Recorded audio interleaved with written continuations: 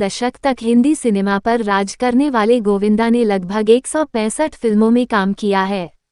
वो अपनी स्वीट मुस्कान, शानदार डांस मूव्स और कॉमेडी की वजह से बॉलीवुड में फेमस हैं। उन्होंने फिल्म इल्जाम से सिनेमा जगत में कदम रखा है।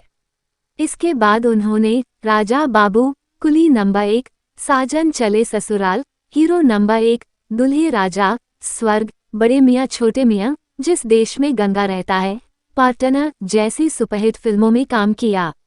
हालांकि आपको जानकर हैरानी होगी कि फिल्मी घराने से संबंध रखने वाले गोविंदा ने अपने शुरुआती दौर में खूब स्ट्रगल किया है। बात दें कि गोविंदा का जन्म 21 दिसंबर 1963 को एक पंजाबी परिवार में हुआ था। उनके पिता अरुण कुमार एक अभिनेता और प्रोड्यूसर भी थे, जबकि उनकी मां निर्मला देवी एक्ट्रेस और सिंगर थीं। इसके बावजूद एक समय ऐसा था कि गोविंदा का परिवार बेहद गरीबी में जी जिया और उनके पास राशन खरीदने के भी पैसे नहीं थे।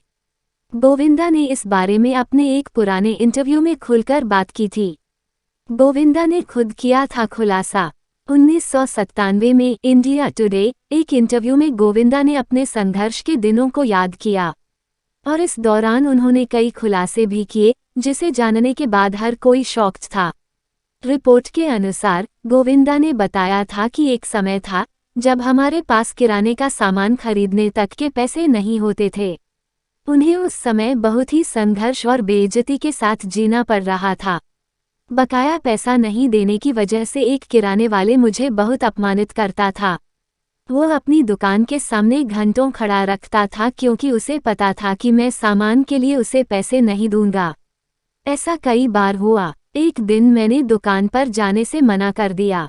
ये सब देखकर मेरी माँ टूट गई और रोने लगी थी और उन्हें रोता देखकर मैंने भी रो दिया। बता दें कि गोविंदा की लाइफ में ये दिन तब आया जब उनके पिता अरुण आहूजा ने एक फिल्म प्रोड्यूस की और वह बुरी तरह फ्लॉप हो गई।